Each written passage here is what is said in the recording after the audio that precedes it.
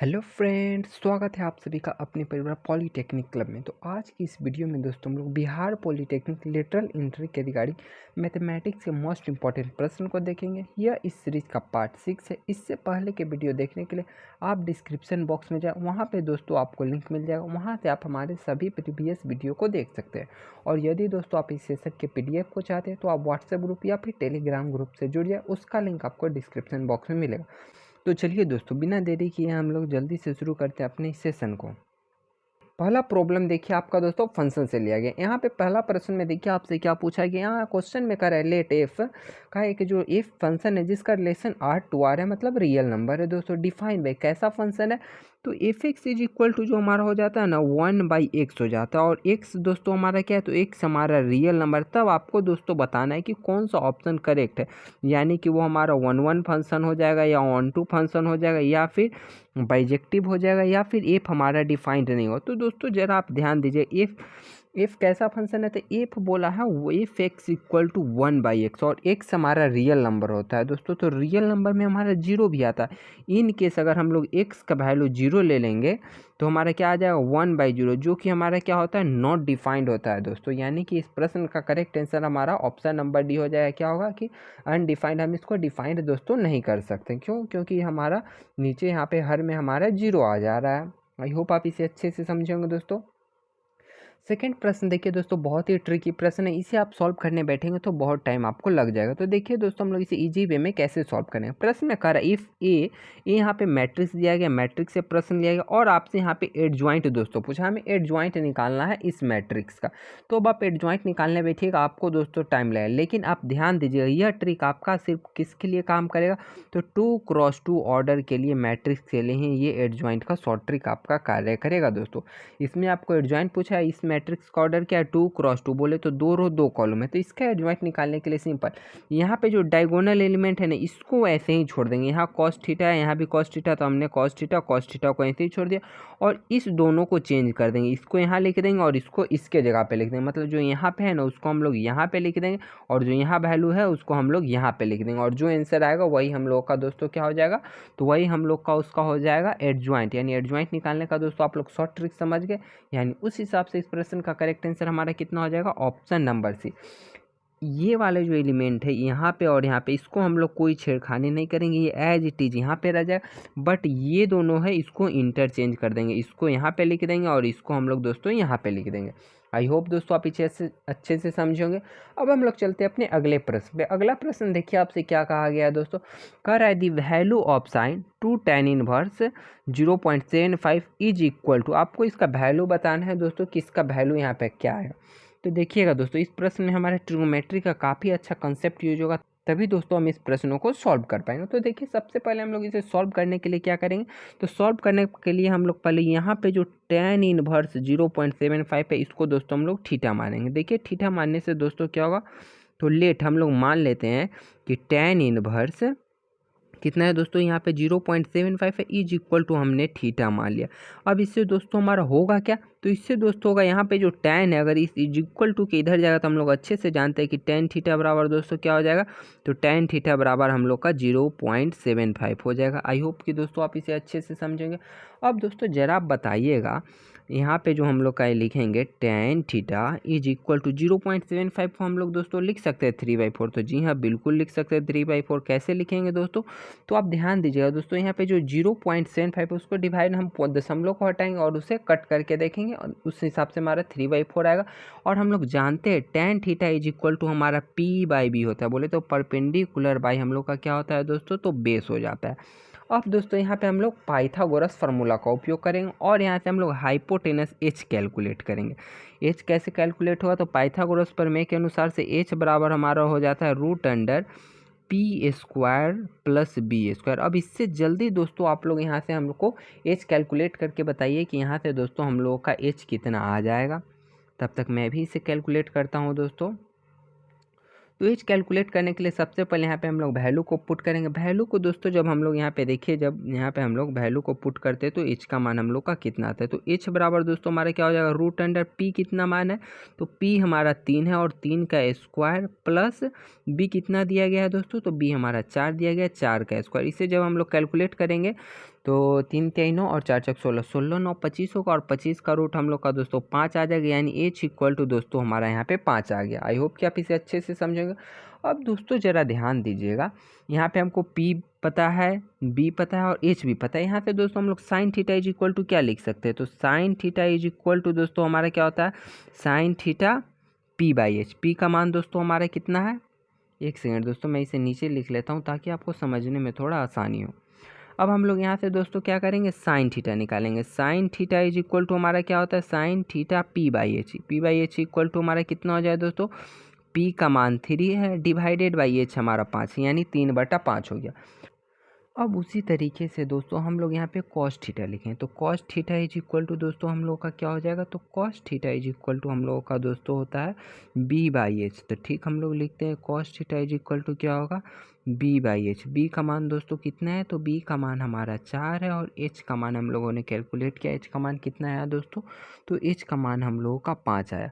यहाँ से हम लोग साइन थीटा कॉस थीटा निकाले। अब हम लोग चलते हैं अपने प्रश्न पे और प्रश्न में देखते हैं कि हमारा वहाँ पे क्या है और किस तरीके से हम लोग उसके वैल्यू को कैलकुलेट करते हैं। इसे मैं छोटा कर देता हूं दोस्तों ताकि आपको अच्छे से दिख सके दोस्तों। अब देखिए प्रश्न में दोस्तों बोला गया था, हम लोग प्रश्न को एज इट इज अब लिख लेते हैं दोस्तों। प्रश्न में कह रहा है साइन 2 tan इनवर्स 0.75 और यहाँ पे हमारा दोस्तों ब्रैकेट है। अब ज़रा ध्यान दीजिएगा दोस्तों, यहाँ पे 2 tan इनवर्स 0.75 को दोस्तों थोड़ी देर पहले हम लोगों ने क्या माना था, उसे हम लोगों ने दोस्तों यहाँ पे थीटा माना था। देखिए हम लेट किए थे कि ये वाला जो हम लोग का वैल्यू है ये क्या है, ये हम लोग का थीटा है। तो ठीक हम लोग इसी वैल्यू को लिख देते, वो हमारा क्या है, तो हमारा थीटा है। तो चलिए हम लोग लिख देते हैं कि क्या है हम लोग का दोस्तों कि 2 tan इनवर्स यानी हमारा हो जाएगा यहाँ पे साइन 2 थीटा। थीटा कैसे लिख रहे हैं दोस्तों, तो थोड़ी देर पहले ही दोस्तों हम लोगों ने 2 tan इनवर्स दोस्तों tan इनवर्स 0.75 को थीटा एज्यूम किया था, इसीलिए हम लोग यहाँ पे क्या लिख दिए, साइन 2 थीटा। अब दोस्तों आप लोग एक फार्मूला जानते होंगे, ट्रिग्नोमेट्री पढ़े, तो sine 2 theta is equal to दोस्तों हम लोग का क्या होता है, 2 sine theta into cos theta. ये फार्मूला दोस्तों आप सभी ने पढ़ा होगा, अगर नहीं याद है तो याद कर लीजिए, क्योंकि ट्रिग्नोमेट्री से तो आपके प्रश्न रहेंगे और फार्मूला आपको याद होना दोस्तों बहुत ही ज़रूरी है। अब आप लोग दोस्तों क्या करेंगे, इस साइन थीटा और कॉस थीटा को वैल्यू को डालेंगे और यहाँ से जो वैल्यू आएगा वही दोस्तों हम लोग का इस प्रश्न का वैल्यू होगा। आई होप कि दोस्तों आप इसे अच्छे से समझ रहे होंगे। चलिए देखिए हम लोग वैल्यू को डालते हैं और जल्दी से कमेंट बॉक्स में बताइए दोस्तों कि इसका आंसर हम लोगों का कितना आ जाएगा। तो यहाँ पे मल्टीप्लाई है 2 into sine theta. Sine theta का मान दोस्तों हम लोगों का कितना है, तो साइन थीटा का मान 3/5 आया, यहाँ से आप देख सकते हैं दोस्तों। और हमारा कॉस थीटा का मान कितना है, तो कॉस थीटा का मान दोस्तों 4/5 है। इसे जब हम लोग कैलकुलेट करेंगे तो कैलकुलेट करने के बाद हमारा ये आ जाएगा दोस्तों 24/25। 5 इंटू 5 दोस्तों कितना हो जाएगा, 25। और जब हम दोस्तों इसे डिवाइड करेंगे तो डिवाइड करने के इज इक्वल टू हमारा कितना हो जाएगा, 0.96। अब देखते हैं दोस्तों यह हमारा कितने नंबर ऑप्शन पे दिया गया था, तो ऑप्शन नंबर सी हम लोगों का दोस्तों करेक्ट आंसर यहाँ पे हो जाएगा। यदि दोस्तों अभी भी आपको इस प्रश्न में कोई डाउट हो तो कमेंट करिए, नेक्स्ट पार्ट में मैं उसे फिर से सॉल्व कर दूंगा। अब दोस्तों चलते हैं हम लोग अपने अगले प्रश्न पे। अगला प्रश्न देखिए आपका इन्वर्स ट्रिग्नोमेट्री से लिया गया, बहुत ईजी प्रश्न है। यह एक्चुअली एक फार्मूला है, इससे आप सॉल्व करिएगा, टाइम लगेगा। इसे आप सिंपली याद कीजिए दोस्तों, एक फार्मूला है sine inverse x plus cos inverse y बराबर π/2 दिया गया है। देन आपसे पूछ रहा है cos inverse x plus cos inverse y बराबर क्या होगा, तो वो भी हम लोग का दोस्तों π/2 होता है। आप इसे अच्छे से याद कर लीजिएगा, यह एक तरीके से आपका दोस्तों फार्मूला हुआ। इसे आप प्रूव भी कर सकते हैं, π/2 आएगा जब हम लोग इसे कैलकुलेट करेंगे तो दोस्तों। अगला प्रश्न भी दोस्तों देखिए मैट्रिक्स से लिया गया। प्रश्न में आपसे कह रहा है ए क्या है, ए हमारा स्क्यू सिमेट्रिक मैट्रिक्स है। देन ए स्क्वायर इज क्या होगा, मतलब अगर आप स्क्यू सिमेट्रिक मैट्रिक्स का यदि आप स्क्वायर करते हैं तो स्क्वायर करने पे क्या होगा, तो स्क्वायर करने पे दोस्तों हमारा सिमेट्रिक मैट्रिक्स आएगा, यानी कि ऑप्शन नंबर बी हम लोग का दोस्तों करेक्ट होगा। अब आप पूछिएगा सर आप डायरेक्ट कैसे बोल दिए सिमेट्रिक मैट्रिक्स हो, तो देखिए मैं आपको प्रूफ भी कर देता हूँ ताकि आपको समझ में आ जाए कि अगर हम लोग स्क्यू सिमेट्रिक मैट्रिक्स का अगर स्क्वायर करेंगे तो हमारा सिमेट्रिक मैट्रिक्स आएगा। तो चलिए दोस्तों हम लोग देखते हैं कि किस तरीके से हमारा सिमेट्रिक मैट्रिक्स आएगा। तो देखिए दोस्तों किस तरीके से स्क्यू सिमेट्रिक मैट्रिक्स का हम लोग स्क्वायर करेंगे तो हम लोगों का सिमेट्रिक मैट्रिक्स आएगा। सबसे पहले आपको स्क्यू सिमेट्रिक मैट्रिक्स का कंडीशन पता होना चाहिए। तो कंडीशन क्या होता है, जब भी अगर कोई मान लीजिए ए मैट्रिक्स है उसका हम लोग ट्रांसपोज करेंगे तो अगर यदि माइनस आ जाएगा तो हमारा क्या होता है, स्क्यू सिमेट्रिक मैट्रिक्स होता है। यह कंडीशन है। तो इस कंडीशन को सबसे पहले हम लोगों ने लिख लिया। उसके बाद हम लोग क्या करते हैं कि ए स्क्वायर हम लोग कंसीडर करते हैं, ए स्क्वायर लिखते हैं और उसका हम लोग ट्रांसपोज निकालते हैं यानी सबसे पहले हम लोगों ने ए स्क्वायर लिया और उसका ट्रांसपोज किया। तो आप ध्यान दीजिएगा दोस्तों, ए स्क्वायर को हम लोग लिख सकते हैं ए इंटू ए, सेम वही चीज़ हम लोगों ने यहाँ पे लिखा और उसका हम लोग ट्रांसपोज किए। ट्रांसपोज करने पे क्या होगा, तो ट्रांसपोज का रूल पता है, दोनों पे हम लोग का ट्रांसपोज होगा यानी ए पे भी ट्रांसपोज जाएगा और बी पे भी हम लोग का ट्रांसपोज जाएगा। अब दोस्तों आप ध्यान दीजिएगा, यदि हम लोग ए का यदि ट्रांसपोज करेंगे तो ए का ट्रांसपोज करने पे हम लोग का क्या आएगा, ए का अगर हम लोग ट्रांसपोज करेंगे तो हम लोग का माइनस से आएगा। फिर यदि इस ए का ट्रांसपोज करेंगे तो इस ए का भी ट्रांसपोज करेंगे तो हम लोग का माइनस से आएगा। क्यों आएगा, क्योंकि प्रश्न में बोला है आपका स्क्यू सिमेट्रिक्स मैट्रिक्स है। तो स्क्यू सिमेट्रिक्स मैट्रिक्स का यदि हम लोग ट्रांसपोज करते हैं तो माइनस से आता है। उस हिसाब से हमारा ये माइनस से आ गया। अब माइनस ए को माइनस ए से मल्टीप्लाई करेंगे तो हम लोग का ए स्क्वायर आ जाएगा। अब दोस्तों जरा आप ध्यान दीजिएगा, हम लोगों ने लेके क्या चला था प्रश्न में, ए स्क्वायर का ट्रांसपोज किए थे ना, तो ए स्क्वायर का ट्रांसपोज करने पे हम लोग का ए स्क्वायर आ गया। ये कौन सा कंडीशन होता है दोस्तों, तो यह कंडीशन हम लोग का साइमेट्रिक्स मैट्रिक्स का होता है। साइमेट्रिक्स मैट्रिक्स किसे कहते हैं, मान लीजिए के आपका मैट्रिक्स है, उससे हम लोग ट्रांसपोज करने पे यदि के आता है तो वो हम लोग का साइमेट्रिक मैट्रिक्स होता है। उसी तरीके से यहाँ पे ए स्क्वायर एक मैट्रिक्स था, इसका हम लोगों ने ट्रांसपोज किया, ट्रांसपोज करने पे हम लोग का ए स्क्वायर आ गया, यानी यह हमारा कौन सा मैट्रिक्स हुआ, साइमेट्रिक मैट्रिक्स। आई होप कि दोस्तों आप इसे अच्छे से समझेंगे। यदि डाउट है तो आप कमेंट जरूर करिएगा। दोस्तों चलते हैं हम लोग अपने अगले प्रश्न पे। अगला प्रश्न में बोला है द मैट्रिक्स, यहाँ पे आपको एक मैट्रिक्स दिया गया और आपसे दोस्तों पूछ रहा है कि ये कौन सा मैट्रिक्स है, आइडेंटिटी मैट्रिक्स है, तो जी नहीं, बिल्कुल नहीं, सिमेट्रिक मैट्रिक्स है। जल्दी से कमेंट बॉक्स में बताइए क्या यह सिमेट्रिक मैट्रिक्स है, या फिर स्क्यू सिमेट्रिक मैट्रिक्स है, तो स्क्यू सिमेट्रिक मैट्रिक्स तो है नहीं, या फिर नॉन ऑफ दिस भी नहीं। कौन सा है, तो हम लोग का साइमेट्रिक मैट्रिक्स से बोले तो option number B.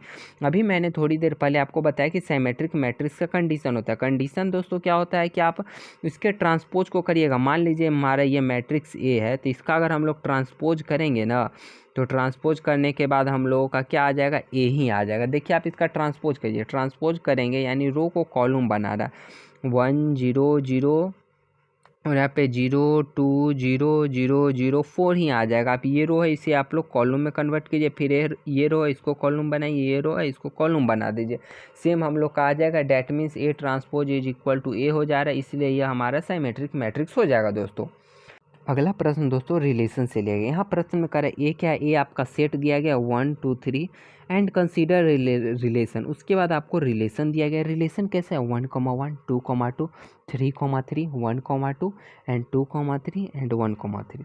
Then are आपसे पूछा गया आर क्या है, रिफ्लेक्सिव बट नॉट साइमेट्रिक है, reflexive but not transitive, symmetric and transitive, और option number D neither symmetric not transitive. तो जब आप रिलेशन को देखिएगा तो यहाँ पे 1 का 1 से संबंध है, 2 का 2 से और 3 का 3 से। डैट मीन्स जितने भी सेट में एलिमेंट है उसका उसी के साथ संबंध है, यानी कि यह हमारा रिफ्लेक्सिव होगा, यानी कि यह कंडीशन हम लोग का फुलफिल होगा कि यह जो रिलेशन हम लोग का रिफ्लेक्सिव है। अब दोस्तों हम ध्यान देंगे क्या यह हमारा साइमेट्रिक है, तो साइमेट्रिक के लिए दोस्तों अगर 1 का 2 से संबंध है तो 2 का हम लोग का 1 से होना चाहिए, लेकिन यहाँ पे इस रिलेशन में 2 का 1 से संबंध नहीं, यानी हमारा साइमेट्रिक नहीं होगा। तो अब जरा ध्यान दीजिएगा दोस्तों, ऑप्शन नंबर ए में क्या कहा है, ऑप्शन नंबर ए में कहा है रिफ्लेक्सिव बट नॉट साइमेट्रिक। बस इसे आप लोग टिक करके आराम से आ जाइएगा, इसके बाद का ऑप्शन देखने का ज़रूरी नहीं। क्यों ज़रूरी नहीं, क्योंकि ऊपर में यहाँ पे आपका ऑल ऑफ द एबव दिया गया है नहीं, यानी कि ऑल ऑफ द एबव देता तब ना हम लोग सब चेक करेंगे, या फिर नन ऑफ द एबव। यहाँ पर पहला ही ऑप्शन देख के लग रहा है यह सही है, या डेट मीन्स यह हमारा सही आंसर हो जाएगा। अब चलते हैं हम लोग दोस्तों अपने अगले प्रश्न पे। अगला प्रश्न डिटर्मिनेंट से लिया गया। दोस्तों बहुत ही इजी प्रश्न है, वैसे आप सॉल्व कीजिए और कमेंट बॉक्स में बताइए कि करेक्ट आंसर जल्दी से जल्दी क्या आएगा। बस जल्दबाजी नहीं करिएगा, ऐसे प्रश्न में हम लोगों से मिस्टेक होता है। देखिएगा दोस्तों यहाँ पे क्या मिस्टेक हो सकता है हम लोग से। चलिए इसे हम लोग सॉल्व करते हैं। तो सॉल्व करेंगे तो सबसे पहले हम लोग डिटर्मिनेंट को ब्रेक करेंगे, यानी 2x का मल्टीप्लाई x से करेंगे तो हमारा क्या हो जाएगा, तो 2x स्क्वायर -8 × 5 कितना हो जाएगा 40 हो जाएगा दोस्तों, इज इक्वल टू 6 × 3 कितना हो जाएगा 18 हो जाएगा, और माइनस माइनस प्लस हम लोगों का 7 × 2 हम लोग का 14 आ जाएगा दोस्तों। अब जब हम लोग इसे कैलकुलेट करेंगे तो क्या होगा 2x² इक्वल टू ये हम लोगों का दोस्तों कितना हो जाएगा, तो इधर हम लोग का -40 है तो इधर जाएगा तो दोस्तों 40 हो जाएगा, और ये 8 4 हम लोगों का 12 का 2 हो जाएगा, हासिल 1 1 1 2 1 3 32 हो जाएगा, और हम लोग 40 को 32 में ऐड करेंगे तो दोस्तों कितना हो जाएगा हम लोग का, तो हम लोग का ये हम लोग का 72 हो जाएगा दोस्तों। अब यहाँ पे x² बराबर क्या होगा, तो x² बराबर हम लोगों का हो जाएगा 72/2 बोले तो हम लोग का कितना हो जाएगा दोस्तों, तो ये हम लोग का 36 हो जाएगा दोस्तों। यहाँ से हम लोग x इक्वल टू कैलकुलेट करें तो x इक्वल टू हम लोग का प्लस माइनस √36 हो जाएगा, और √36 का मान दोस्तों क्या होता है 6 होता है, यानी +/6 हम लोग का करेक्ट आंसर होगा। यहीं पे ध्यान दीजिएगा दोस्तों, अगर आप ध्यान देते कि x² बराबर 36 है, ध्यान दीजिएगा दोस्तों, इस तरीके से यहाँ पे मिस्टेक हो सकती है कि x² बराबर 36 आ रहा है तो आप डायरेक्ट यहाँ पे 6 टिक करके आ जाइएगा एग्जाम में, जो कि बिल्कुल गलत हो जाएगा दोस्तों। आपको ध्यान देना कि जब भी स्क्वायर इधर जाता है तो प्लस माइनस साथ में जाता है, यही मिस्टेक होने की चांस होती है एग्जाम में। कुछ इजी प्रश्न आपके एग्जाम में रहते हैं, इतने हार्ड प्रश्न नहीं पूछे जाते। चलिए हम लोग चलते हैं अपने अगले प्रश्न पे। अगला प्रश्न में करें if y equal to ax² + b then dy/dx at x equal to 2 पे आपको dy/dx कैलकुलेट करना है। तो देखिए दोस्तों हम लोग इसे कैसे कैलकुलेट करेंगे। सबसे पहले dy/dx निकालते हैं, तो dy/dx क्या होगा, इसका हम लोग डिफ्रेंशिएट करें तो डिफ्रेंशिएट करने पे dy/dx इज इक्वल टू दोस्तों हमारा क्या होगा ax², ए हमारा कांस्टेंट है तो बाहर आ जाएगा, और x² का हम लोग डिफ्रेंशिएशन करेंगे तो हम लोग का दोस्तों क्या आ जाएगा 2x आ जाएगा, प्लस बी हमारा कांस्टेंट है तो इसका हम लोग का 0 आ जाएगा। अब दोस्तों बोला है x इक्वल टू कितना पे, तो x इक्वल टू हम लोग का 2 पे बोला है, मतलब कि dy/dx x इक्वल टू 2 पे पूछा है, तो x के जगह हम लोग 2 पुट कर देते हैं। तो चलिए x के जगह हम लोग 2 पुट करते हैं, 2a × 2 इज इक्वल टू हम लोग का दोस्तों 4a आ जाएगा, यानी कि 4a हम लोग का करेक्ट आंसर यहाँ पे हो जाएगा। तो दोस्तों अगला प्रश्न आपका डिफरेंशिएशन से लिया गया, y equal to √sin x + y है, देन आपका dy/dx पूछा गया। तो देखिए हम लोग कैसे dy/dx को कैलकुलेट करते हैं, आप भी लोग जल्दी से कैलकुलेट करिए और कमेंट बॉक्स में बताइए कि करेक्ट आंसर दोस्तों हम लोगों का क्या आएगा। सबसे पहले यहाँ क्या दिया गया y इक्वल टू हमारा क्या है √sin x + y है। तो इसे हम लोग डिफ्रेंशिएट इजीली करने के लिए सबसे पहले हम लोग रूट को हटा देंगे, जिससे कि हम लोग को इजी होगा। रूट हटाएंगे कैसे, तो दोनों तरफ स्क्वायर करेंगे, यानी कि y² इज इक्वल टू दोस्तों हमारा क्या हो जाएगा sin x + y हो जाएगा। आई होप कि आप इसे अच्छे से समझे होंगे। sin x प्लस हम लोग का दोस्तों क्या हो गया sin x + y हो गया। अब हम लोग इसे क्या करेंगे डिफ्रेंशिएट करेंगे y² का, तो y² का डिफ्रेंशिएशन दोस्तों हम लोग का क्या होता है y² का डिफ्रेंशिएशन हम लोग करेंगे तो ये हमारा हो जाएगा 2y dy हम लोग का dx आ जाएगा दोस्तों। और फिर हम sin x का डिफ्रेंशिएशन करेंगे तो क्या होगा इक्वल टू हम लोग का cos x हो जाएगा, तो हम लोग लिख लेते हैं cos x। और फिर y का डिफ्रेंशिएशन करेंगे तो हमारा क्या आ जाएगा दोस्तों, तो dy क्या हो जाएगा dy/dx। आई होप कि आप इसे अच्छे से समझे होंगे दोस्तों। तो चलिए हम लोग इसे फिर आगे सॉल्व करते हैं और dy/dx को कैलकुलेट करते हैं कि dy/dx हम लोगों का कितना आ जाएगा दोस्तों। तो मैं यहाँ पे कलम चेंज कर ले रहा हूँ दोस्तों ताकि आप इजीली समझ सकें। तो यहाँ पे जो 2y dy/dx है इसे हम लोग इसी तरीके से लिखेंगे 2y dy/dx। अब हम दोस्तों क्या करेंगे, यहाँ पे जो dy/dx है इसे इस तरफ लेके आ जाएंगे, यानी कि -dy/dx हो जाएगा इज इक्वल टू दोस्तों हमारा क्या हो जाएगा यहाँ पे, तो इज इक्वल टू हमारा यहाँ पे cos x ही हो जाएगा। फिर हम लोग इसे दोस्तों आगे सॉल्व करते हैं। देखिए तो आगे जब हम इसे सॉल्व करेंगे तो यहाँ पे क्या है dy/dx हम लोग का कॉमन है, तो dy/dx को हम लोग कॉमन निकाल लिए। कॉमन निकालने पे हमारा क्या बचेगा, तो कॉमन निकालने पे बचेगा 2y - 1 इक्वल टू हम लोग का दोस्तों क्या होगा इक्वल टू हम लोग का cos x होगा। अब यहाँ से आप लोग समझ गए होंगे कि dy/dx बराबर क्या आएगा, तो dy/dx बराबर देखिए हम लोग का क्या आता है, तो dy/dx इज इक्वल टू हम लोग का हो जाएगा cos x / 2y - 1। अब आप लोग दोस्तों देखिए कि यह जो आंसर आ रहा है कितने नंबर ऑप्शन पे दिया गया, और कमेंट बॉक्स में बताइए कि इसका correct answer option A B C या फिर D हो जाएगा दोस्तों। आई होप कि आप इस प्रश्नों को अच्छे से समझे होंगे दोस्तों। तो इस प्रश्न का करेक्ट आंसर हम लोगों का दोस्तों आ जाएगा cos x by 2y minus 1, जो कि हम लोग का ऑप्शन नंबर ए है। तो दोस्तों अगला प्रश्न आपका देखिए क्या, अगला प्रश्न आपका एप्लीकेशन ऑफ डेरिवेटिव से लिया गया। प्रश्न में देखिए आपसे कह रहा है दी साइड ऑफ इक्विलेटरल ट्रायंगल, मतलब इक्विलेटरल ट्रायंगल का साइड है वो इंक्रीज कर रहा है। किस रेट से इंक्रीज कर रहा है दोस्तों? तो वो इंक्रीज हो रहा है हमारा 2 सेंटीमीटर पर सेकेंड के रेट से हमारा इक्विलेटरल ट्रायंगल का साइड बोले तो उसका भुजा हमारा बढ़ रहा है। देन आपको बताना है कि उसका एरिया है कितना रेट से बढ़ेगा, कब? जब उसका भुजा का मान 10 हो जाए। यानी कह रहा है प्रश्न में एक ट्रायंगल है आपका, वो इक्विलेटरल ट्रायंगल है, ओके, और उसका जो भुजा है यानी कि उसका जो साइड है इक्विलेटरल ट्रायंगल का वो हमारा 2 सेंटीमीटर पर सेकेंड की स्पीड से हमारा बढ़ रहा है। यानी बोले तो ये प्रश्न में हमें क्या दिया गया? तो प्रश्न में दोस्तों हमारा dx बाई dt, बोले तो dx बाई dt का मान हम लोग का कितना दिया गया है? dx बाई dt का मान हम लोग का हो जाएगा 2 सेंटीमीटर पर सेकेंड। dx बाई dt क्यों दोस्तों? क्योंकि हमारा जो भुजा x हमारा क्या है, तो इक्विलेटरल ट्रायंगल का x हमारा भुजा होता है और हमारा x बढ़ रहा है 2 सेंटीमीटर पर सेकेंड। t हमारा क्या हुआ दोस्तों? तो टाइम हो गया। यानी dx बाई dt 2 सेंटीमीटर पर सेकेंड दिया गया और बोल रहा है यह बढ़ते बढ़ते x इक्वल टू हमारा 10 हो जाता है। यानी कि प्रश्न में हमारा एक और चीज़ दे दिया है, x इक्वल टू हमारा 10 हो जाता है। देन आपसे बोलना है कि उसका एरिया क्या होगा, एरिया मतलब किस रेट से बढ़ेगा।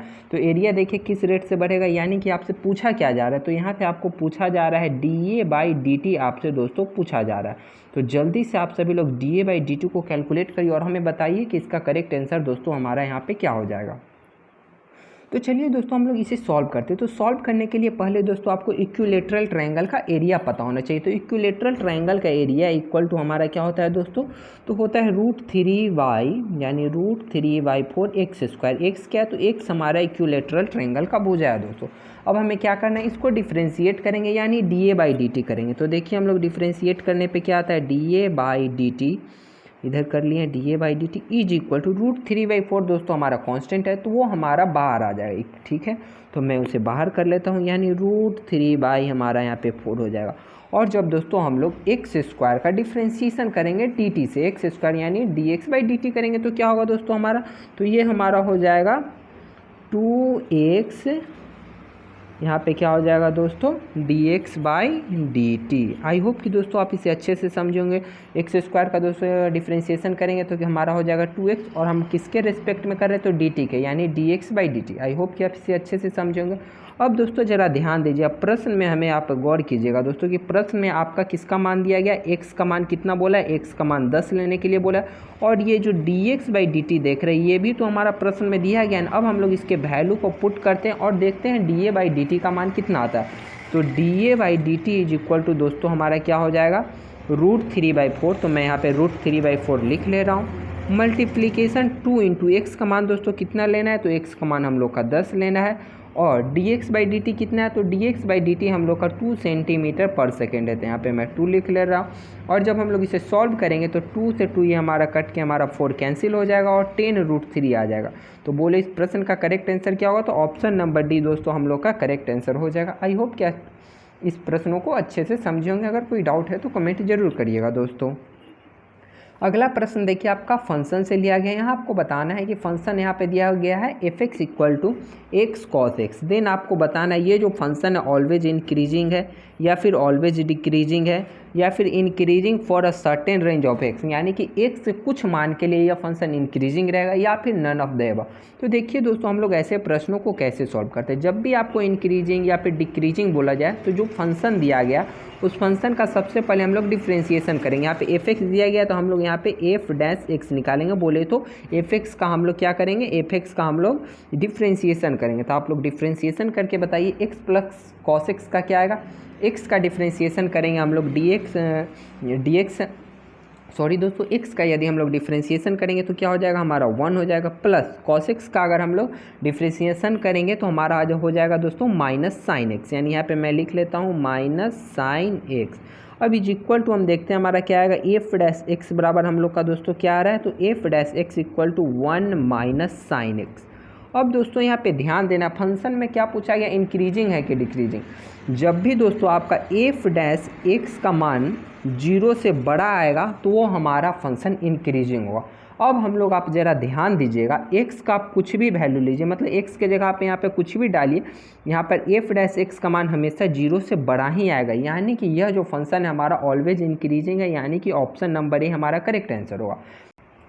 आई होप कि आपको अच्छे से क्लियर हुआ। सेम क्वेश्चन देखिए दोस्तों, उसी तरीके से इसे भी सॉल्व करेंगे। यहाँ भी बोला है कि एफ है, एक रिलेशन बता रहा है फंक्शन का आर टू आर है, डिफाइन कर रहा है F x is equal to 2x plus cos x, then F equal to has a maximum at x equal to 0 पे वो मैक्सिमम होगा, या फिर x इक्वल टू 3t पे वो मिनिमम हो जाएगा, या फिर इंक्रीजिंग होगा या फिर डिक्रीजिंग। सबसे पहले क्या करना है, जो फंक्शन दिया गया दोस्तों ना, उसका हम लोग डेरिवेटिव यानी कि उसका डिफ्रेंशिएशन करेंगे। तो चलिए इसका डिफ्रेंशिएशन कीजिए और बताइए कि इसका डिफ्रेंशिएशन दोस्तों कितना आएगा। तो इसका हम लोग यदि डिफ्रेंशिएशन करेंगे, यानी एफ डैश एक्स हम आपसे पूछे तो एफ डैश एक्स आप बोलेंगे कि हो जाएगा 2x का हम लोग करेंगे तो दोस्तों कितना हो जाएगा, 2x का हम लोग का यहाँ पे 2 हो जाएगा, और प्लस cos x का करेंगे तो हमारा क्या आएगा दोस्तों, तो cos x का डिफ्रेंशिएशन हम लोग का हो जाएगा यहाँ पे minus sine x. I hope कि आप पीछे अच्छे से समझ रहे होंगे, cos x का डिफ्रेंशिएशन माइनस साइन एक्स। अब दोस्तों आप ध्यान दीजिएगा, इज इक्वल टू हमारा क्या हो गया, 2 माइनस साइन एक्स। फिर सेम प्रश्न हो गया, आप x का कोई भी वैल्यू लीजिए, हमारा एफ डैश एक्स जो है, ध्यान दीजिएगा दोस्तों, एफ डैश एक्स क्या 0 से कम आ रहा है, नहीं ना आ रहा है, 0 से ज़्यादा आ रहा है, यानी ये जो फंक्शन है हमारा इंक्रीजिंग फंक्शन है, यानी इज एन इंक्रीजिंग फंक्शन बोले तो ऑप्शन नंबर सी हम लोग का दोस्तों करेक्ट आंसर यहाँ पे हो जाएगा। अगला प्रश्न देखिए आपसे क्या पूछा गया। अगला प्रश्न एप्लीकेशन ऑफ इंटीग्रेशन से लिएगा। थोड़ी देर पहले हम लोगों ने एप्लीकेशन ऑफ डेरिवेशन से एक क्वेश्चन किया था, एक क्वेश्चन हम लोग एप्लीकेशन ऑफ इंटीग्रेशन से करते हैं। ऐसे प्रश्नों को सॉल्व करना मैंने आपको प्रीवियस वीडियो में भी बताया था, वहाँ भी हम लोगों ने कुछ इंपॉर्टेंट प्रश्नों को सॉल्व किए थे। प्रीवियस वीडियो आपको दोस्तों डिस्क्रिप्शन बॉक्स में मिल जाएगा और उसका PDF आपको हमारे व्हाट्सएप ग्रुप या फिर टेलीग्राम ग्रुप पे मिल जाएगा। तो चलिए प्रश्नों को पढ़ते हैं और इसे भी हम लोग जल्दी से क्रिस्टल क्लियर कर लेते हैं। प्रश्न में बोला है area of a region bounded by a curve, मतलब एक यहाँ कर्व दिया गया x equal to 2y plus 3, then आपको बता रहा है वाई एक्स जो है ना, वाई एक्सिस बिटवीन, मतलब जो एरिया हो रहा है, मान लीजिए ये आपका कोई रीजन होगा, ये रीजन है और यहाँ पे कोई लाइन ऐसे मान लीजिए जा रहा है, और जो y का वैल्यू है -1 से लेके 1 के बीच में, देन उस जो एरिया बन रहा है, ये जो एरिया का हमको क्या निकालना है, मतलब इट्स मीन्स कि हम लोग को एरिया कैलकुलेट करना है इस वाले जो कर्व से जो मतलब लाइन बन रहा है। तो देखिए हम लोग कैसे कैलकुलेट करते हैं इस प्रश्न का, एरिया को कैसे कैलकुलेट करें। कर्व दिया गया और हमें बाउंड्री दिया गया है कि इतना से इतना के बीच में कर्व हमारा क्या दिया गया है दोस्तों, तो x इक्वल टू हमारा कितना दिया गया है, 2y प्लस 3 दिया गया। तो सबसे पहले हम लोग इसे इंटीग्रेशन करेंगे। तो इंटीग्रेशन हम लोग करते हैं, देखिए क्या है, तो इंटीग्रेशन हम लोग का दोस्तों हो जाएगा, यहाँ पे क्या होगा, ये हम लोग का कितना दिया गया है, 2y प्लस 3 है, हम लोग इसे इंटीग्रेशन करेंगे, यानी ये हमारा dy हो जाएगा। और बाउंड्री लिमिट कहाँ दिया गया, y का मान कहाँ है, -1 से दोस्तों 1 है। इसे हम लोग सॉल्व करेंगे, जो आएगा सेम वही दोस्तों हमारा आंसर हो जाए। जो फंक्शन दिया गया उसे देखिए हम लोगों ने एज इट इज क्या किया, यहाँ पे लिख दिया, 2y प्लस 3 यहाँ पे लिख दिए। इसका हम लोग इंटीग्रेशन करेंगे। इंटीग्रेशन कहाँ, तो बोला है -1 से 1 है, यहाँ पे प्रश्न में दिया गया y एक्सिस कहाँ से कहाँ है, -1 से 1 है। तो ठीक है, चलिए हम लोग इसे इंटीग्रेशन करते हैं और पता करते हैं कि इसका करेक्ट आंसर हमारा कितना आ जाएगा। तो जब हम लोग इंटीग्रेशन करेंगे तो 2y का दोस्तों अगर हम लोग इंटीग्रेशन करेंगे तो ये हमारा कितना हो जाएगा, 2y, y का पावर 1 है तो 1 + 1 2 हो जाएगा, और डिवाइडेड बाई हम लोग का दोस्तों क्या हो जाएगा, 2 हो जाएगा, और प्लस 3 का करेंगे तो ये हमारा दोस्तों हो जाएगा 3y। अब हमारा जो लिमिट है उस लिमिट को हम लोग एज इट इज यहाँ पे लगा देंगे। लिमिट क्या है, -1 से 1 है। अब आप लोग दोस्तों इसे कैलकुलेट करके बताइए कि हमारा कितना आ जाएगा। अगर हम लोग इसे सॉल्व करेंगे तो कितना स्क्वायर यूनिट हम लोग का दोस्तों आंसर आ जाएगा। इसे मैं यहाँ पे रख ले रहा हूँ दोस्तों, और फिर हम लोग इसे आगे की ओर सॉल्व करते हैं।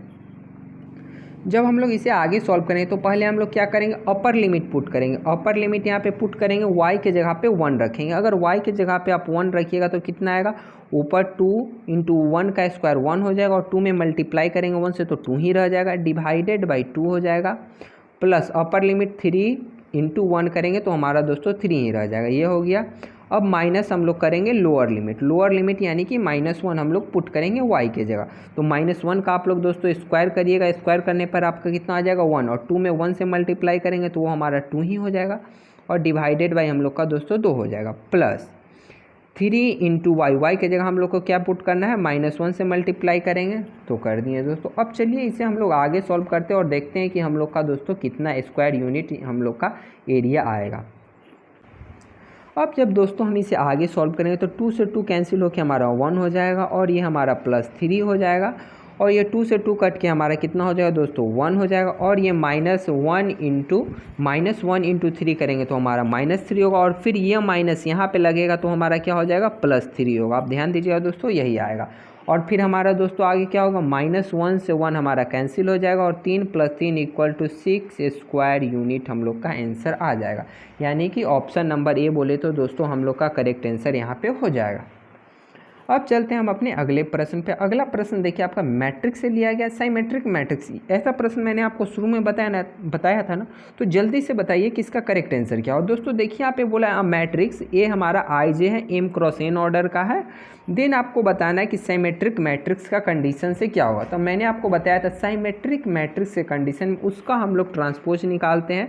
ट्रांसपोज निकालेंगे यानी EIJ है वो हमारा क्या हो जाएगा दोस्तों, EIJ हम लोगों का वो हो जाएगा हमारा AJI हो जाएगा। यानी कि इस प्रश्न का करेक्ट आंसर हमारा ऑप्शन नंबर बी हो जाएगा। आई होप कि आप इसे अच्छे से समझेंगे। अब हम लोग चलते हैं दोस्तों अपने अगले प्रश्न पे। तो अगला प्रश्न देखिए हमसे क्या पूछा गया। अगला प्रश्न में बोला a matrix A = AIJ M × N है, देन स्क्यू साइमेट्रिक मैट्रिक्स आपसे बोला गया है कि स्क्यू साइमेट्रिक मैट्रिक्स हम लोग का दोस्तों क्या हो जाएगा। तो स्क्यू साइमेट्रिक मैट्रिक्स में कुछ नहीं, जो हमारा साइमेट्रिक मैट्रिक्स आता है ना, यानी कि साइमेट्रिक मैट्रिक्स में हम देखे थे AIJ = हमारा क्या हो जा रहा था, AJI हो जा रहा था ना। बस इसी में हम लोग को क्या करना, सिर्फ आगे माइनस लगा देंगे तो ये हमारा हो जाएगा स्क्यू साइमेट्रिक मैट्रिक्स। यही हमारा स्क्यू साइमेट्रिक मैट्रिक्स का दोस्तों कंडीशन यहाँ पे हो जाता है। यानी कि ऑप्शन नंबर हमारा कितना करेक्ट आंसर हो जाएगा, तो ऑप्शन नंबर सी दोस्तों हम लोग का करेक्ट आंसर यहाँ पे हो जाएगा। आप कंडीशन याद रखिएगा, इससे अच्छे न्यूमेरिकल भी सॉल्व होते हैं, जो कि मैंने स्टार्टिंग में आपको बताया था। यहाँ पे मैं कंडीशन को बस रिवाइज करा रहा हूँ दोस्तों। अगला प्रश्न देखिए एप्लीकेशन ऑफ इंटीग्रेशन से लिया गया, इसे आप सॉल्व कीजिएगा और कमेंट बॉक्स में बताइएगा दोस्तों कि इसका आंसर कितना है। मैं आपको हिंट दे देता हूँ कि ये हमारा कैसे बनेगा। सबसे पहले यहाँ पे दोस्तों प्रश्न में कहा क्या रहा, हम लोग उसे समझते हैं, फिर देखेंगे कि इसे हम लोग कैसे सॉल्व करेंगे। प्रश्न में कह रहा है the area of reason bounded by a circle, मतलब एरिया आपको बताना है, एक सर्किल दिया गया और सर्किल का आपको एरिया बताना है और सर्किल का यहाँ पे इक्वेशन दिया गया। यह जो इक्वेशन है ना दोस्तों, सर्किल का सेंटर से पास होने पे इक्वेशन है, यानी कि इसका सेंटर हमारा दोस्तों क्या होगा 0,0 हो जाएगा दोस्तों। आई होप कि आप इसे अच्छे से समझो। और ये जो 1 है हमारा क्या होगा R हो जाएगा, यानी कि रेडियस होगा। अब मैं आपको हिंट दे रहा हूँ दोस्तों कि इसे हम लोग सॉल्व कैसे करेंगे। तो सबसे पहले दोस्तों हम एक सर्किल बना लेते हैं जिससे कि आपको समझने में आसानी हो। तो ये रहा दोस्तों हम लोग का सर्किल। अब हम लोग इसमें समझते हैं कि इसे हम लोग कैसे बनाएंगे। तो चलिए दोस्तों हम लोगों ने यहाँ पे सर्किल बना लिया और सर्किल का सेंटर हमारा दोस्तों क्या है, तो सर्किल का यह हमारा सेंटर हो जाता है और उसका ये रेडियस हो जाता है। सर्किल का सेंटर हमारा 0,0 है। कैसे 0 है, क्योंकि ये जो इक्वेशन दिया गया है ना वो सेंटर 0,0 रहता है, तभी यह हमारा इक्वेशन होता है x² + y² = 1 और 1 हमारा क्या होता है रेडियस, यानी r का मान हम लोग का दोस्तों क्या दिया गया, r का मान हम लोग का 1 दिया गया। यानी यहाँ से यहाँ तक का दूरी हम लोग का कितना है दोस्तों, तो यहाँ से यहाँ तक का दूरी हम लोग का 1 हो जाता है। ये 0,0 है, इससे आप डायरेक्ट यहाँ पे आप 0 बोलिएगा दोस्तों। ओके, आई होप कि आप इसे अच्छे से समझेंगे। अब मैंने बताया था कि इंटीग्रेशन में एरिया निकालने के लिए सबसे पहले हम लोग क्या करेंगे, तो इस इक्वेशन को लिखते हैं। इस इक्वेशन को लिखिएगा दोस्तों तो हमारा क्या आ जाएगा, x² + y² = 1 है। यहाँ से हम लोग y = निकालेंगे तो y बराबर दोस्तों क्या हो जाएगा, √1 - x²। अब दोस्तों क्या देना, बस अब हम लोग इस प्रश्नों को लगभग सॉल्व कर लिए, बस थोड़ा सा दिमाग लगाना है। मैंने क्या बोला था, इनसे इंटीग्रेशन कर देंगे, तो इसका हम लोग इंटीग्रेशन करेंगे। तो इंटीग्रेशन हमारा हो जाएगा √1 - x² dx। और लिमिट का वैल्यू दोस्तों क्या होगा, तो लिमिट का वैल्यू यहाँ देखिए 0 पर थे ना सेंटर, तो यहाँ पे 0 और पहुँच कहाँ पे गए 1 पे। अब इसे दोस्तों आप लोग सॉल्व करिए और बताइए कि इसका कितना स्क्वायर यूनिट हम लोग का करेक्ट आंसर होगा। यहाँ पे दोस्तों आपका ऑप्शन दे दिया गया। अगर दोस्तों वीडियो पसंद आया तो आप लोग लाइक ज़रूर करें, चैनल सब्सक्राइब भी ज़रूर करें, अपने दोस्तों के साथ भी वीडियो को ज़्यादा से ज़्यादा शेयर ज़रूर करें। तो दोस्तों यहाँ पे हमारी ये कुछ प्रीवियस वीडियो है जिसे आप डिस्क्रिप्शन बॉक्स में जाएँ या फिर आप हमारे चैनल को विजिट करके देख सकते हैं और अपने दोस्तों के साथ भी इस वीडियो को शेयर करें। और हमारे साथ बने रहने के लिए दोस्तों आपका बहुत बहुत धन्यवाद। मिलते हैं फिर हम लोग अगली वीडियो में जल्द ही।